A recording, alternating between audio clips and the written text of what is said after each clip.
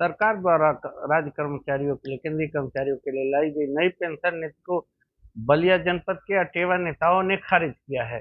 इन नेताओं का कहना है कि सरकार द्वारा लाई गई नई पेंशन स्कीम यूपीएस कर्मचारियों को भ्रम जाल में फंसाने वाली है। कहा कि सरकार 20 सालों से एनपीएस के नाम पर कर्मचारियों को भरमाती रही है और अब नई पेंशन स्कीम यूपीएस लाकर कर्मचारियों को और सालों तक भरमाने का काम करेगी। इसी बीच कई लाखों कर्मचारी सेवानिवृत्त हो जाएंगे।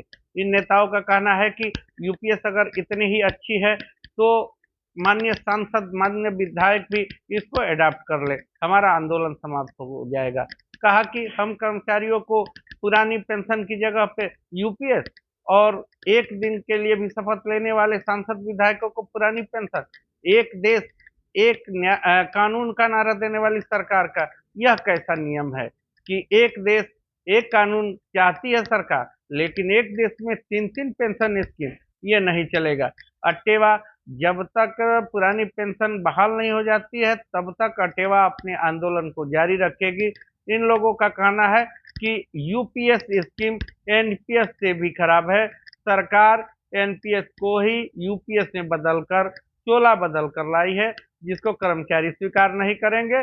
कर्मचारी केवल और केवल पुरानी पेंशन की मांग करेंगे। उनका कहना था कि हमने अपनी जवानी आपको दी है, हमारा बुढ़ापा आप सुरक्षित कीजिए। हमारी बस एक ही मांग है कि हमें पुरानी पेंशन दे दीजिए, पुरानी पेंशन दे दीजिए।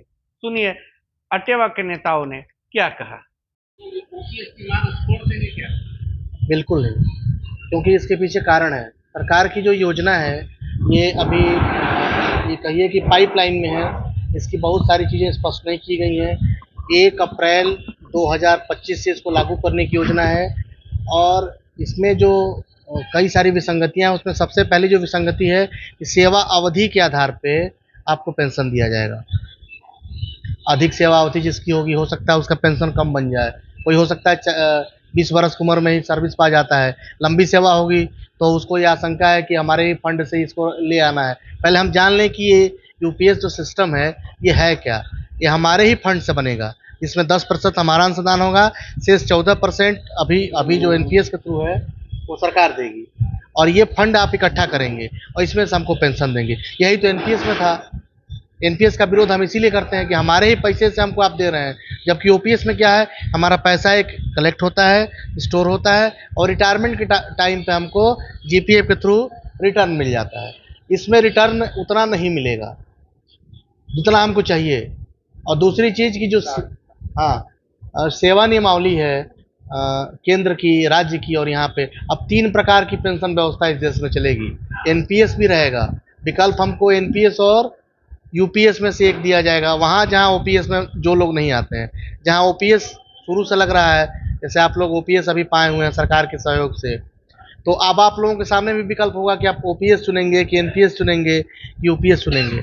20 वर्षों तक जिस एनपीएस का ढोल सरकार पीटती रही, ये बहुत बेहतर व्यवस्था है, उसमें सुधार की बजाय एक नई और व्यवस्था ले आई। हमें सुधार से मतलब ही नहीं है। हम तो कह रहे हैं कि इन सब योजनाओं को बंद कर दीजिए, सीधे जो समझ में आ रहा है ओपीएस उसको आप लागू कर दीजिए। ये सब जान रहे हैं, इसके अभ्यस्त हैं हम लोग, हम इसके यूज टू हैं, आप भी यूज टू हैं। आप ले रहे हैं इसको, हमारे लिए 25 वर्ष की सीमा रख दी गई। आप तो 3 महीने के लिए भी अगर विधायक सांसद बन जाते हैं तो आपको मिल जाती है सेवा अवधि। तो आपके लिए भी तो होगी, अगर कार्यकाल पूरा नहीं करते हैं तो आपको पूरा पेंशन नहीं मिलेगा, उसी प्रोपोर्शन में मिलेगा। 2 कार्यकाल वालों को अधिक मिलेगा, 3 कार्यकाल वालों को अधिक मिलेगा, जैसे भी मिलता है।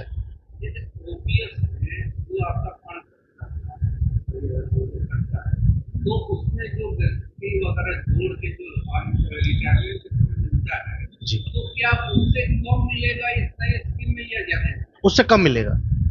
कितना मिलेगा? उसमें आपका जो पैसा कटता है, जैसे पीएफ फंड में हमारा जो पैसा कटता है, पीएफ फंड का जो जितना पैसा हमारा कटेगा वो सरकार जो इंटरेस्ट रेट अप्लाई करती है, वो टोटल जोड़ के जितना फंड होता है सारा हमको रिटर्न मिल जाता है। इसमें कंडीशनल है, कितना मिलेगा अभी तय नहीं है, जब इनका जीओ आएगा तब तय होगा। जैसे एनपीएस में था कि 60% के कॉर्पस फंड का आपको रिलीज करते थे, बाकी का जो इनका फंड होता था, बाकी जो फंड होता था वो अपने पास स्टोर करते थे। उस पर मार्केट में जो उस पैसे का आता था रिटर्न शेयर मार्केट के हिसाब से, वो हमारी पेंशन तय होती थी। फ्लक्चुएटेड थी। इसमें भी कई सारी चीज़ें हिडन है।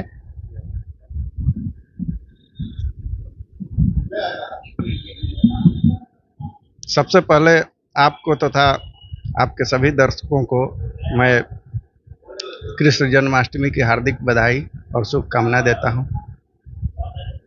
उसके बाद रही बात यूपीएस की, यूपीएस एनपीएस के बाद सरकार संशोधन करके यूपीएस लाई। हम तो ओपीएस की लड़ाई लड़ते थे, लड़ रहे हैं, लड़ते रहेंगे। हमको संशोधन नहीं चाहिए, क्योंकि इसमें तमाम तरह की भ्रम जाल फैलाया जा रहा है। 5 राज्यों में सरकारों की चुनाव हो रही है, उसके लिए ये हमें लग रहा है कि यूपीएस लाई। यूपीएस में तमाम कमियां हैं। एनपीएस जो 20 वर्षों से सरकार चला रही थी कि एनपीएस अच्छा है, एनपीएस बहुत अच्छा है, एनपीएस ओपीएस से अच्छा है, तो आज तो मान ली ना गवर्नमेंट कि एनपीएस अच्छा नहीं है, तभी तो यूपीएस लाना पड़ा, और वो भी विकल्प के रूप में। और हमारी लड़ाई ओपीएस की है, तो हम तो ओपीएस की लड़ाई लड़ेंगे। और हमारे समझ से एनपीएस भी एक तरह से बहुत बड़ा कर्मचारियों के साथ धोखा है, हम इसको नहीं मानते हैं। सरकार कह रही है कि आपकी यूपीएस बहुत अच्छी है, यूपीएस को क्या आप लोग अभी तक समझ नहीं पाए? एक बार और हुआ था, सरकार ने किसान बिल लाई थी। 2 सालों से किसानों को समझाने में तुली हुई थी कि ये बिल बहुत अच्छा है, बहुत अच्छा है, बहुत अच्छा है, और सरकार ही इसको फिर वापस ले ली, नहीं समझा पाई। उसी तरह से एनपीएस भी कर्मचारियों को 20 सालों से ये समझा रही थी कि ये अच्छा है, ये अच्छा है, तो फिर एनपीएस का एक विकल्प यूपीएस ला दी। तो इसको तो हम लोग अभी समझ नहीं पाए हैं, लेकिन इसको बहुत जल्दी समझ जाएंगे, उसकी बिल का पूरा आ जाएगा तो। लेकिन अभी तक जो हम लोगों को समझ में आ रहा है, अभी तक जो भी समझ में इसमें आया है, जब से यूपीएस विकल्प आया है, तो उसमें यह है कि 25 साल तक आपका एक सेवा की अवधि कर दी गई है। उसके बाद उसमें 50% पेंशन देने की बात कह रही है गवर्नमेंट। उसके बाद से फिर आपका रिटायरमेंट पर 6 महीने का वेतन का औसत निकाल कर वो घाल-मेल करके दे रही है, जो कि हम लोगों को समझ में अभी नहीं आ रहा है। लेकिन हम इतना समझ में आ रहा है कि अगर एनपीएस, यूपीएस और ओपीएस, जिसकी हम लोग मांग करते हैं ओपीएस की, अगर तीनों में यूपीएस अच्छा है, गवर्नमेंट अब कहना शुरू कर रही है, सुर बदला है उसका। अगर यूपीएस अच्छा है तो हम नहीं मानते हैं इस बात को, हम तो ओपीएस की लड़ाई लड़ते हैं। हम तो गवर्नमेंट से कह रहे हैं, सरकार क्यों नहीं ओपीएस को भी विकल्प में ला रही है। जिस तरह से 2 विकल्प कर दी, उस तरह से एक ओपीएस का विकल्प ला दे। दूध का दूध, पानी का पानी हो जाएगा।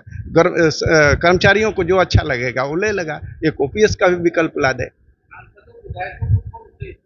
सांसदों विधायकों को ओपीएस मिलता है, पुरानी पेंशन मिलती है, और वो भी एक दिन के लिए भी अगर विधायक हो जाता है तो उसको पुरानी पेंशन मिल जाएगी।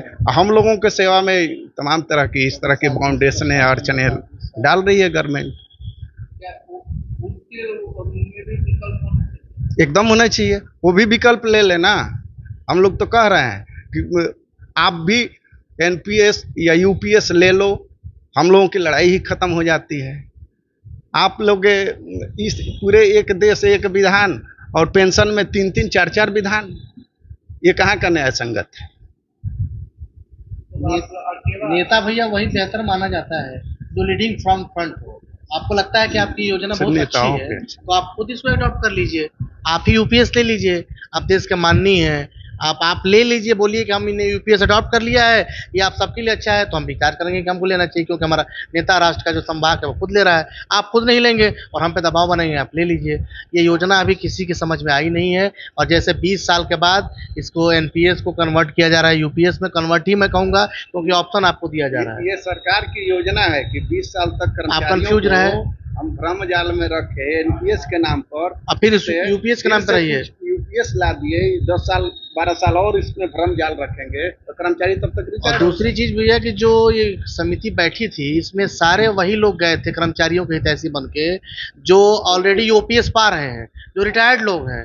उन्होंने डिसाइड कर लिया कि ये योजना तुम्हारे लिए भी ठीक है यूपीएस। भैया तो अपने पहले ले लो ना, खुद आप ले लीजिए, कहिए कि हाँ भाई हम आपसे बड़े हैं, हमने देश की बड़ी अच्छी सेवा की है, मैं इस सर्विस में था, मैं इसको ले रहा हूँ, अब भैया आप तुम भी ले लो, तब हम विचार करेंगे। आप खुद ओपीएस खाएंगे और हमको कहेंगे कि आप ये यूपीएस ले लो, एनपीएस ले लो, ये भी अच्छा। अरे आपके कहने से थोड़े अच्छा होगा, हम देखेंगे, हम समझेंगे। बुद्धिजीवी वर्ग है, शिक्षक वर्ग है, चिकित्सक वर्ग है, प्रशासनिक सेवाओं में अर्धसैनिक बल हैं, आपकी कई सारी क्लास 1 क्लास 2 के सारे अधिकारी हैं। एक चीज और हम कह रहे हैं कि हमारे अर्धसैनिकों की सेवा 20 साल की होती है और इसका यूपीएस का 25 साल के बाद ही 50% का जो भी फुल पेंशन होती है उसका प्रावधान लाए, तो अर्धसैनिक बल कहाँ जाएंगे? ऑन द होल हम अटेवा एनएमएफएस वो पुरानी पेंशन की लड़ाई शुरू किया है और तब तक लड़ता रहेगा जब तक इस पूरे देश के कर्मचारियों को पुरानी पेंशन नहीं मिल जाती। क्या इस सरकार में कर्मचारी खुश नहीं है? जिस सरकार में कर्मचारी कहाँ खुश है? इस सरकार से कर्मचारी कहाँ खुश है? सरकार जब से आई है तब से कर्मचारियों को इधर से उधर, उधर से उधर, उसकी एक भी मांगों को मानना नहीं, हरदम कर्मचारी आंदोलनरत रहते हैं, तो इससे कर्मचारी खुश नहीं है। विनती है, हम किसी दल के नहीं संबंध हैं, हम किसी विचारधारा से नहीं संबंध है, हम केवल राष्ट्र की रक्षा और राष्ट्र की सुरक्षा और राष्ट्र की सेवा के लिए संकल्पित हैं। हमारी केवल यही मांग है कि हम अपनी पूरी जवानी आपके लिए दे रहे हैं, तो हमारा बुढ़ापा सुरक्षित करिए, हमारी पुरानी पेंशन ओपीएस बस वही हमको दे दीजिए, कोई विकल्प प्रकल्प नहीं, क्योंकि 60 साल के बाद सोचने समझने की क्षमता किसी के पास नहीं रहती कि वो क्या करेगा। यही निवेदन है माननीय प्रधानमंत्री जी से, माननीय मुख्यमंत्री जी से, माननीय अन्य भी जो भी लोग हैं सबसे है कि हमारी ओपीएस बहाल कर दें। और यही हमारे जो माननीय राष्ट्रीय अध्यक्ष हैं विजय कुमार बंधु जी, उनका संकल्प है कि प्रत्येक कर्मचारी को ओपीएस मिले। इसके लिए हम आंदोलनरत हैं, प्रयासरत हैं। जिस दिन मिल जाएगा हमारे आंदोलन की कोई आवश्यकता नहीं है।